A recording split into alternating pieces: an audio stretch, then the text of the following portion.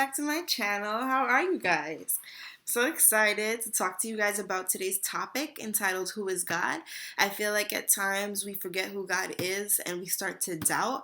And I was in my quiet time doing my devotion, and this is the message that God spoke to me for numerous days, and I felt like I was compelled to share it with you guys because I really feel like it can help someone out there that is going through probably the same thing that I'm going through, or just anything in general. So, just a little background story before I get started. I have the Bible app on my phone, and I kept looking at the daily scriptures for the day, and it was all talking about God. So like the first one was like, oh, he's not forgetful. And that was from Hebrews 6:10. I'm going to delve into it. And then the second one was talking about how he's a protector. So I'm like, okay, are you trying to tell me like little things about who God is right now? Because I feel like God is like, you're doubting me and you're doubting my abilities. You've seen what I can do for everyone else. You've seen what I've done for you, but yet you still doubt me. Just like how Thomas doubted Jesus when he needed to see the scars in his hand. He's like, oh no, that's not Jesus. Like, I need to see it to believe it. And a lot of the times we have this thing where it's like we need to see things in order for us to believe it. And I mean, it's understandable, but that's where faith comes in. So if you have a deep understanding or a great foundation of faith, then certain things won't be as hard for you. So he's like, you have all these, I feel like God was saying, you have all these resources, you have people speaking to you, but yet you still doubt. And he's like, so you need to trust me and let me remind you of who I am, because I am creator. I created you. I know you from the beginning to the end. I know exactly how your life story is going to be planned out. Why is it that you don't put your trust in me? I don't understand. So it's like at times I'm like, yeah, God is probably like, girl, you a fool because you trying to do things on your own and you won't just like hands off and let me do it, because I know what I'm doing. I know the future. You don't. So that's where like my whole thing came about. I'm like, all right, let me just see who God is. Let's start there. Who is God? So the first scripture is from Hebrews 6:10, and it reads, God, this is from the New International Version.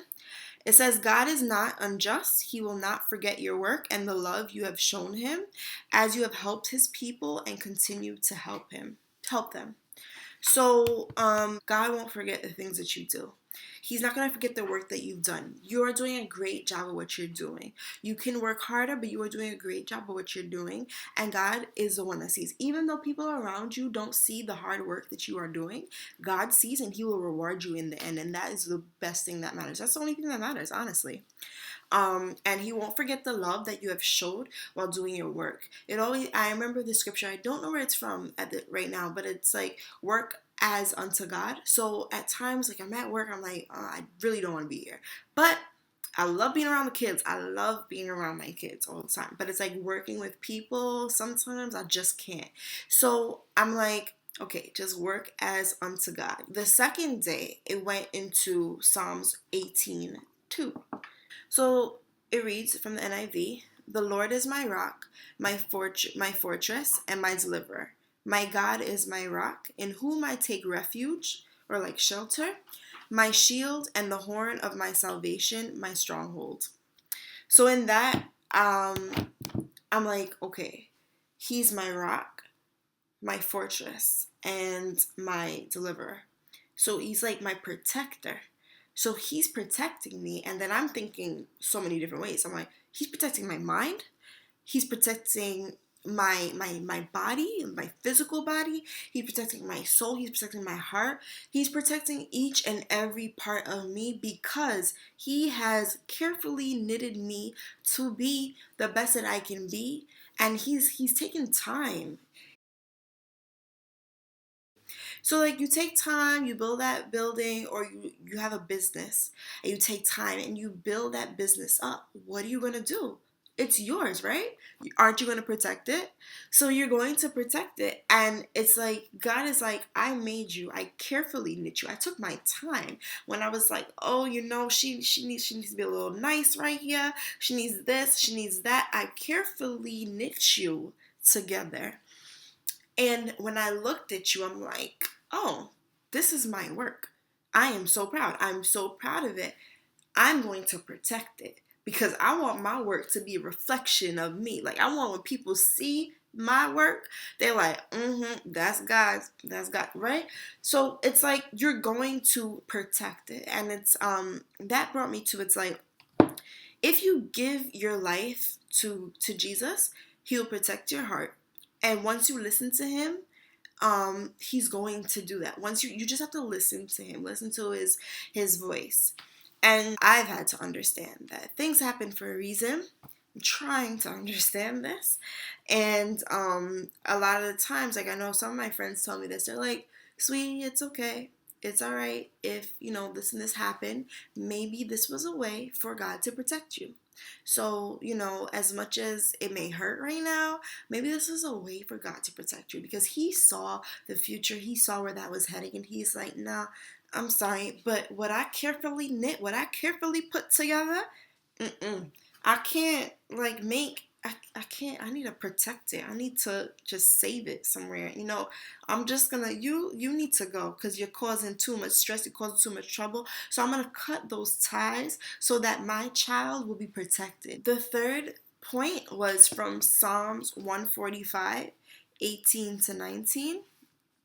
So it reads, the Lord is near to all who call on him, to all who call on him in truth. He fulfills the desires of those who fear him. He hears their cry and saves them. So if we dissect this, first part, the Lord is near to all who call on him. So he's always there, but we need to call him first. So it's just like if I'm calling my friend, that friend doesn't know to come or answer the phone if I don't call first. They're not just gonna pick up and just like be like hello and automatically assume that like I'm on the phone. No. You have to call your friend first in order for them to be near or in order for them to answer the phone, right? So the same is with God. The Lord is near to all who call on him. And a lot of the times it boils down to those times when we're really, really broken and we're damaged, where we're like, Jesus, I need you. And I mean, I'm guilty of it. A lot of people are guilty of it. I'm not perfect, but I'm trying my best, and this is something that you guys should do too. Like, I'm trying my best to call on him in times of joyful seasons. I'm trying to talk to him at any point that I can, and I notice that whenever I stay in Jesus, I feel so much better. So it's like I had this picture on my phone. It was like, start with Jesus, stay with Jesus, and end with Jesus. And it's basically like you need to just have him throughout the day, because when I just start with him, throughout the day, the things that I encounter, I'm just like, oh no, I need him again. So I need him at lunchtime, and then I need him at dinner, and then I need him another time when I'm going to bed, because in order for me to keep sane, in order for me to be a godly woman, I need him at every point of my life. So he's near to all who call on him, and to all who call on him in truth. And then it says, he fulfills the desires of those who fear him. Now, fear is not, it's not saying fear him like, oh my gosh, I'm so scared, it's not that type of fear. It is a respect factor. So I fear you. I respect you so much. And because I respect you, or because I fear you, you're going to fulfill the desires of me. And how it works is that when you get closer to God, his desires start to become yours. So you guys have the same desire, and it's like the things that you desired before, you no longer desire it because you're now closer to God, and his desires become yours. And then it continues to say he hears their cry and saves them. So I wrapped that whole thing up and I was like, he's faithful and he keeps his words and he's omnipresent. So he's always omnipresent, meaning like he's always there, always around you at every point. You turn around, he's right there. You anywhere you are, even in your darkest moment, he's right there. Although men will fail you, and I'm not just saying men like boys, I'm saying men like human. Although humans may fail you, God won't, because he's not forgetful. Again, he remembers every single thing. He is a protector, and he is faithful. He keeps his words, and he fulfills, again, your desires if you fear or respect him. So unlike humans that will not keep their word, like I honestly hate it when people do not keep their word. Oh yeah, I'm gonna call you, and you don't call. Or, oh yeah, I'm gonna do this for you. Yeah, but you don't do it. I'm just like, okay, all right. So it's like, you know, God is always faithful. When he says he's going to do something, he's like, I'm going to give you blessings. In his word, in his word, it says this, it says that. It is clear. It tells you exactly what he is going to do, and he will make sure that he fulfills it.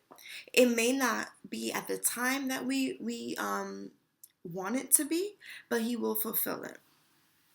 So at times I understand where you're like, well, what is he doing? Like, come on, like, I'm waiting. Like, who are you? Like, and you start to doubt and you start to doubt.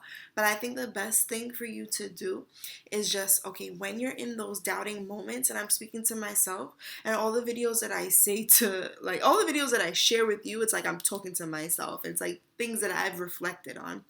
So, he is just saying, in the times that you feel like you're at your lowest, just remember who I am. Just isolate yourself from everyone. Remember who I am. Read about the stories in the Bible and how I was faithful to them, how I protected them. Like how he protected Joseph with the you know the story of Joseph. He had his multicolored jacket from his father, and yet you would have thought he was at his lowest. Like literally, he was at his lowest in the pit. But what did God do?